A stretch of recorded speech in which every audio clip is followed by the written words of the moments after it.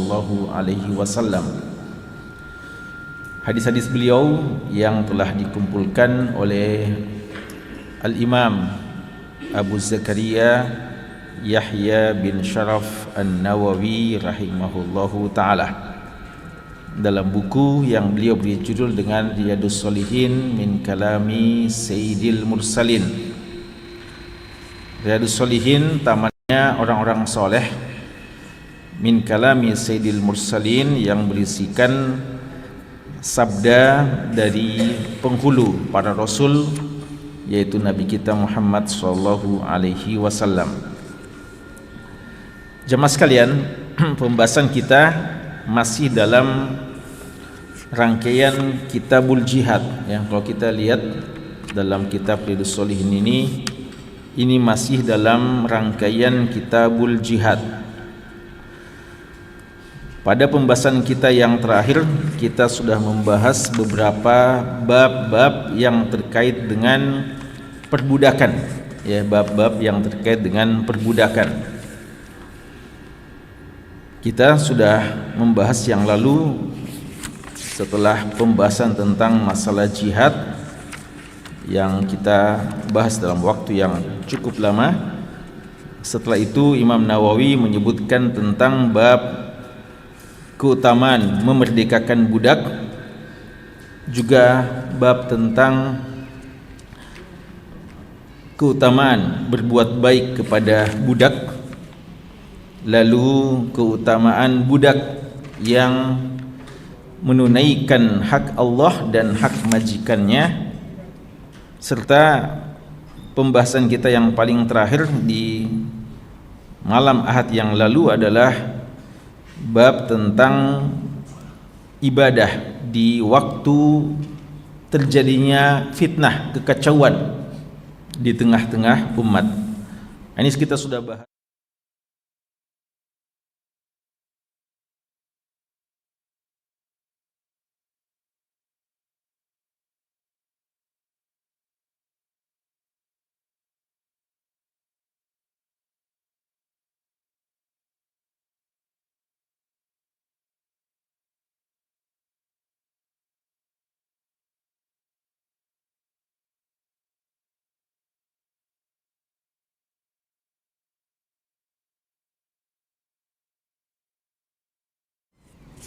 Sebelum Imam Nawawi mengakhiri bab-bab atau mengakhiri hadis-hadis yang terkait dengan masalah jihad atau mengakhiri Kitabul Jihad, beliau menyebutkan kepada kita di bab yang terakhir ini adalah bab tentang jual beli, bab yang terkait dengan masalah muamalah jual beli.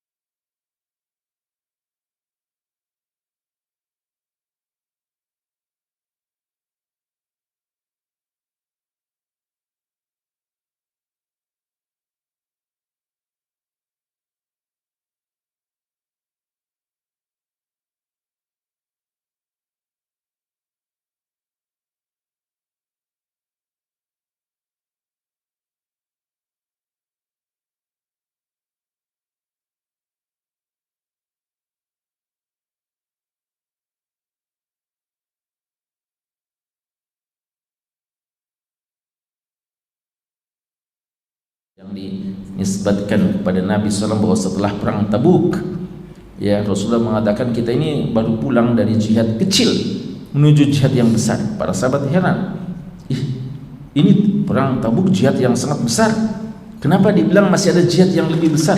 Kita baru pulang dari jihad kecil menuju jihad yang besar. Lalu jawaban Rasulullah, kita menuju jihad yang paling besar, jihad melawan hawa nafsu. Itu tidak sahih hadisnya, bukan perkataan Nabi kita sallallahu alaihi wasallam. Yang benar jihad yang paling tinggi lah jihad peperangan. Adapun jihad hawa nafsu jihad yang dasar, karena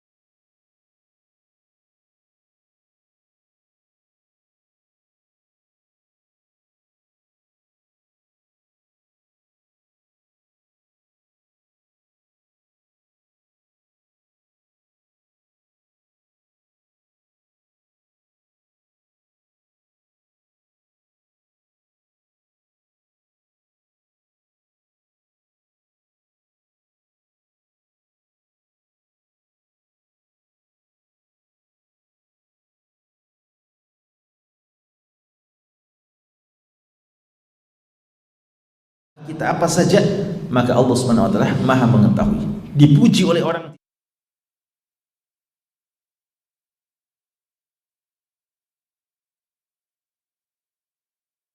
Subhanahu wa taala Maha mengetahui dari setiap kebaikan-kebaikan kita. Kemudian setelah itu beliau menyebutkan firman Allah Subhanahu wa taala di surat Hud, surat yang ke-11 di ayat ke-85.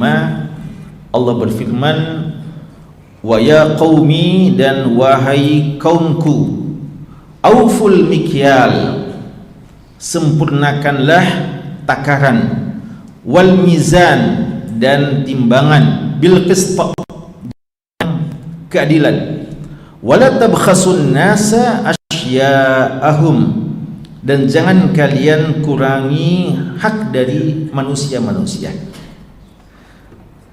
Jemaah sekalian, ayat ini tercantum dalam surat Hud, dan surat Hud itu sebagaimana juga surat Yunus dan beberapa surat-surat yang lainnya menyebutkan kisah beberapa nabi. Dan yang diangkat kisahnya kali ini yang sesuai dengan pembahasan masalah jual beli, kisahnya nabi apa?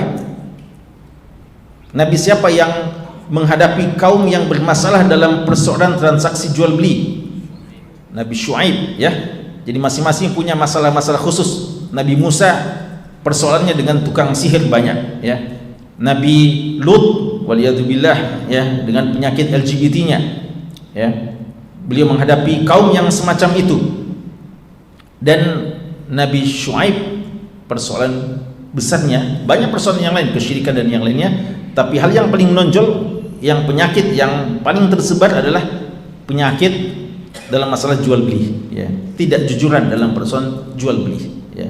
Dan itu yang paling ditekankan, ya. Dan ini pelajaran penting juga, ya, bahwa akidah dan dakwah tentang tauhid itu selalu dakwah yang paling utama, tapi kita juga harus jeli dan tahu, melihat kira-kira selain itu di kota kita, di negeri kita, masalah apa yang paling meluas kemungkarannya atau yang paling banyak terjadi. Maka kita harus menyiapkan senjata yang terbaik dalam menghadapinya dan menyelesaikannya, ya. Dan masing-masing nabi memiliki persoalan-persoalan yang berbeda-beda, dan Allah menyebutkan itu semuanya untuk memberikan pelajaran kepada kita agar seorang dai tahu bahwasanya penyakit umat banyak dan kita harus selalu siap untuk memberikan obat yang terbaik dari setiap persoalan-persoalan dan penyakit-penyakit tersebut. Allah katakan, ya, menyebutkan kepada kita, menukil perkataan Nabi Syuaib alaihissalam. Nabi Syuaib di Madian, ya, yang menurut sebagian ahli tafsir beliau ini mertuanya siapa? Nabi Musa alaihissalam, mertuanya Nabi Musa. Menurut, ya, jadi kisah Madian ketika Nabi Musa bisa menikahi anak orang soleh di Madian dengan mahar tidak tunai karena Allah, ya, karena Allah tapi tidak tunai, ya. Kan biasa kalau ikhwah selalu tunai karena Allah, ya. Ini tidak tunai, ya, karena bekerja 8 tahun, ya, 8 tahun, ya. Bukan berarti kalau belum lunas belum bisa berhubungan dengan istrinya, sudah sah, ya, tapi tidak tunai, ya, karena Allah. Bagus itu suatu saat, ya, kita juga mau dengar ada walimah, ya, dengan mahar tidak tunai karena Allah, ya, karena tunai terus karena Allah, ya. Ini sunnah juga, boleh itu dalam syariat, ya, boleh, ya. Ya, ya, tergantung mertuanya, ya. Mudah-mudahan ada sini yang mertua siap seperti itu, ya, untuk ikhwah-ikhwah ini yang belum nikah, ya. Disebutkan bahwa beliau itu adalah Nabi Syuaib menurut jumhur mufassirin, ya. Sebagian mengatakan bukan, dia adalah orang soleh juga dari Madian, ya, bukan Nabi Syuaib, tapi kebanyakan ahli tafsir mengatakan dia adalah Nabi Syuaib. Wallahu alam. Beliau di sini persoalan yang banyak terjadi di masyarakat adalah persoalan masalah jual beli. Beliau nasihati kaumnya, yaitu sempurnakan takaran dan timbangan secara adil, wala tabkhasun nasa asya'ahum, dan jangan sampai kalian mengurangi hak orang lain dari apa saja milik mereka. Kawan sekalian, tentu saja yang dimaksudkan takaran dan timbangan, tapi ulama kita mengambil ini sebagai satu kaidah, wala tabkhasun nasa asya'ahum, jangan kurangi manusia hak-haknya. Di antaranya adalah sebagian orang kadang dalam menilai orang lain, dia cuma lihat kekurangan-kekurangannya saja. Dia cuma lihat kekurangannya, padahal ada juga kelebihan-kelebihannya. Maka ketika dia menilai seseorang hanya melihat kekurangannya dan tidak melihat kebaikannya, dan kalau ditanya tentang seseorang dia cuma menekankan pesan kekurangannya dan tidak mau menyebutkan kebaikan saudaranya, maka itu berlaku ayat wala tabkhasun nasa asya'ahum, jangan kurangi orang hak-haknya.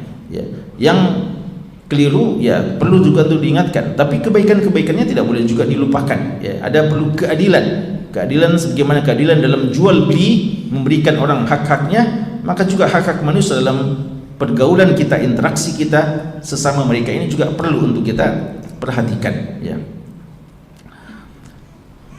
itu dalil ya tentang pentingnya untuk adil dalam masalah jual beli dan jujur, serta tidak mengurangi hak-hak para pembeli atau juga mungkin penjual ya. Penjual juga kalau pembeli tidak memberikan harga atau uang yang sepantasnya kepada penjual. Terakhir beliau sebutkan ayat dalam surat Al-Mutaffifin ayat 1 sampai ayat ke-6 ya, surat ke berapa itu? 89 ya, surat Al-Mutaffifin. 88 berapa ya? Mutaffifin 89 ya. 83 ya, 83 ya. Allah Subhanahu wa taala berfirman, wailul lil mutaffifin, celaka para al-mutaffifin. Wail celaka ya, dalam maknanya celaka, kecelakaan, dan sebagian mengartikan dengan makna khusus wail adalah wadi fi jahannam, lembah di neraka jahannam. Jadi entah celaka secara umum, kecelakaan, kebinasaan, atau ancaman bahwa dia akan masuk ke neraka jahanam, lembah di neraka jahanam. Ini berlaku kepada wailul lil mutaffifin, wailul lil musallin, dan semacamnya ya. Wailul lil mutaffifin. Sebenarnya tafif itu dalam bahasa Arab sesuatu yang sedikit sebenarnya. Tafif sesuatu yang sedikit ya. Mutaffif menjadikan sedikit ya. Taffafa yutaffifu artinya mengurangi. Karena tafif, saya bilang kita umpamanya ana uridu waqtaka tafifan faqat ya. Saya minta waktumu sedikit saja. Tafif. Qalil yani. Dan taffafa yutaffifu artinya qallala yuqallilu, menyedikitkan, mengurangi ya. Al-mutaffifin artinya adalah orang yang mengurangi hak orang lain. Celaka orang yang mengurangi hak orang lain. Siapa mereka? Ini kan sifatnya masih umum.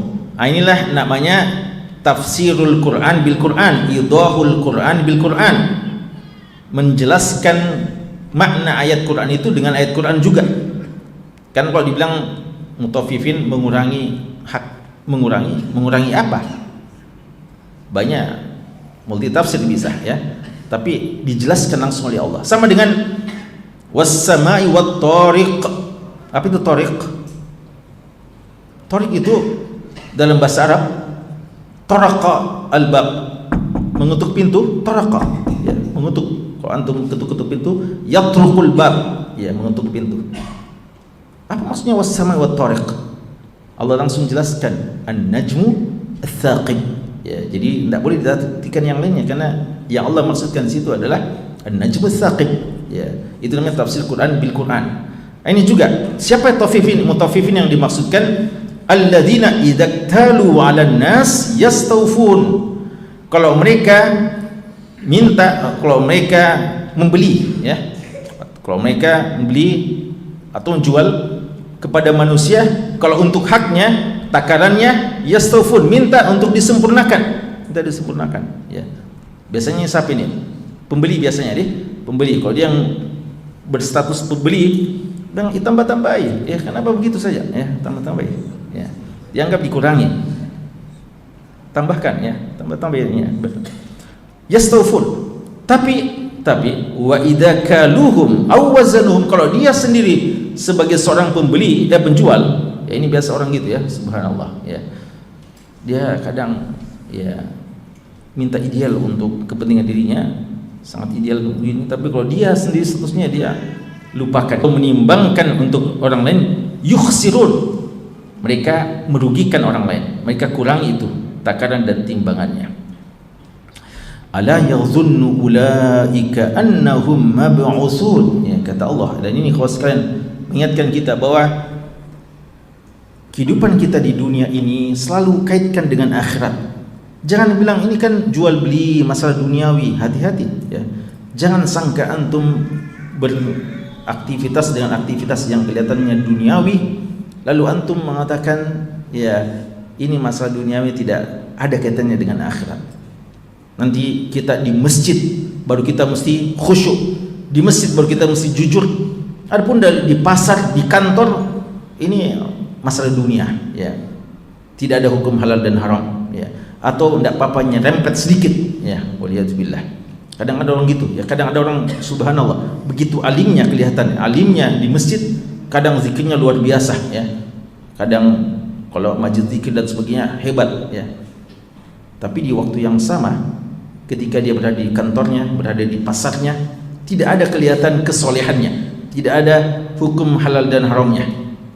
Makanya Allah mengatakan, ala yadhunnu ulaika annahum mab'utsun, apakah mereka tidak tahu, apakah mereka duga bahwa mereka tidak akan dibangkitkan kelak? Artinya masalah ini akan dipertanggungjawabkan di sisi Allah Subhanahu wa taala. Mereka kelak akan dibangkitkan dan ditanya oleh Allah Subhanahu wa taala. Bahkan di yaumin azim, ya kata Allah, nanti akan ditanya pada hari yang sangat agung, ya hari sangat besar, hari kiamat. Dan pada saat itu, pada saat hari kiamat, ini sebenarnya hari yang paling menakutkan ya, ayat yang paling menakutkan, termasuk ayat yang paling menakutkan ikhwas sekalian adalah yauma yaqumun nasu li rabbil alamin ya, li rabbil alamin ya. Hari ketika setiap kita ini akan berdiri di hadapan Rabbul Alamin. Dalam hadis dikatakan lisa bainahu wa bainallahi turjuman. Tidak ada juru penerjemah, tidak ada pendamping kita, tidak ada orang yang bisa berbicara membantu kita ya. Tidak ada koneksi kita, tidak ada orang-orang yang atasan kita, jabatan yang bisa membantu kita untuk berbicara, menolong kita di hadapan Allah Subhanahu wa taala. Khusus sekalian, kadang sebagian manusia kalau sudah sampai persoalannya, pelanggarannya kepada atasannya, gemetar dia ya. Harus dia dipanggil menghadap. Panggil menghadap siapa? Atasan, bos, majikan, pimpinan, direktur dan seterusnya. Gemetaran dia. Biasa bilang tolong temani saya ya. Harus bertanggungjawabkan. Dipanggil KPK ya, dipanggil Kejaksaan Agung ya, dipanggil orang biasa sudah ya, biasanya tidak lolos sudah ya. Biasa orang takut dengan yang seperti itu. Padahal selama manusia dan selama hukum manusia semuanya Allahul musta'an kadang bisa dibeli ya.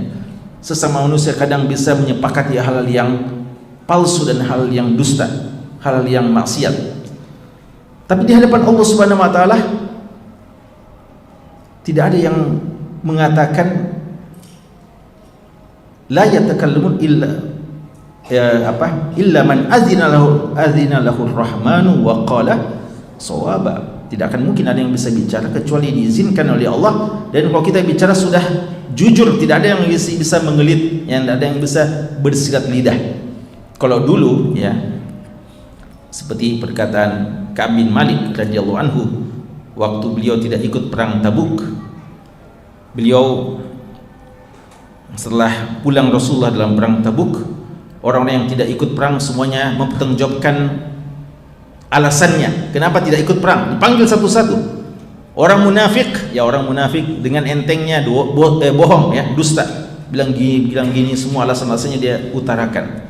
Kadang Rasulullah tahu, tapi biarlah, orang munafik memang sudah begitu ya. Lolos di hukuman dunia tapi tidak lolos di hukuman akhirat. Orang munafik kadang dibiarkan karena masalah-masalah tertentu Pastinya dia tahu bosnya semua alasan-alasan yang dibuat-buat. Ka'b bin Malik mengatakan, orang tahu saya ini orang yang paling pandai berbicara, pandai bersilat lidah. Dan seandainya saya mau, saya bisa meyakinkan Rasulullah bahwa saya ini punya uzur tidak ikut perang Tabuk.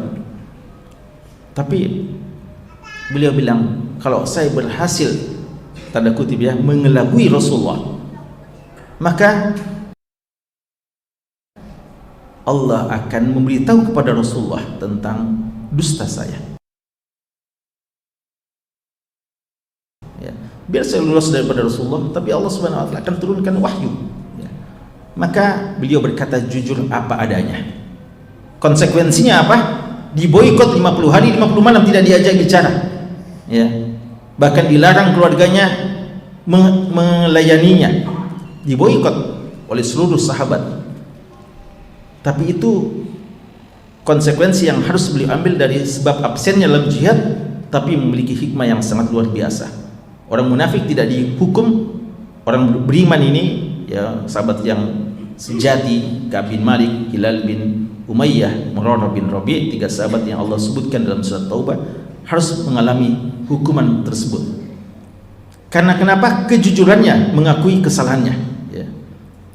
Karena dia bilang, kok saya bisa lolos dari pertanggungjawaban terhadap Rasulullah, berhasil meyakinkan Rasulullah akan alasan yang saya buat-buat ini, Allah akan maha tahu. Ya. Maka ikhwan sekalian, ini bukan kita menghadap majikan kita, bukan kita menghadap bos kita, bukan menghadap kita atasan kita, bukan menghadap Rasulullah saja. Sebenarnya beliau Allah berikan kemampuan untuk bisa membaca sebenarnya.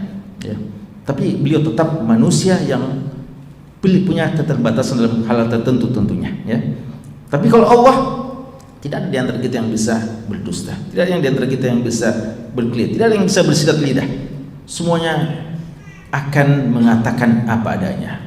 Ya, yauma yaqumun nasu li rabbil alamin. Ya. Laisa bainahu wa bainallahi turjuman. Maka ikhlaskan, ketika Anda mau curang dalam jual beli, ketika Anda mau melakukan penipuan dalam muamalah duniawi, ketika Anda mau korupsi, ya, ketika Anda mau melakukan ini dan itu, maka ingat hari kebangkitan, ya, hari ketika kita akan berhadapan langsung kepada Allah Subhanahu wa taala dan akan ditanya. Bahkan ahsahullahu wa nasuh. Allah akan menghitung, menyebutkan sesuatu yang kita sendiri sudah lupa. Kita akan diingatkan nanti, tanggal begini, jam begini, di waktu ini, di tempat ini kamu telah melakukan. Akhirnya kita mengakui semuanya. Ya. Allahumma musta'an. Maka ini ya satu adab yang Allah ajarkan dalam jual beli dan dalam muamalah duniawi kita, bagaimana selalu menghadirkan hari kiamat, ya, menghadirkan hari kiamat dalam masalah muamalah jual beli kita. Setelah ini disebutkanlah hadis-hadisnya. Ya, tadinya kita mau bahas hadis-hadisnya tapi waktu enggak. Ya, biarlah kita tunda saja pembahasan hadis-hadisnya dalam pertemuan yang akan datang insyaallah. Wallahu taala alam, sallallahu ala nabiyina Muhammad wa ala alihi wasallam walhamdulillahi rabbil alamin.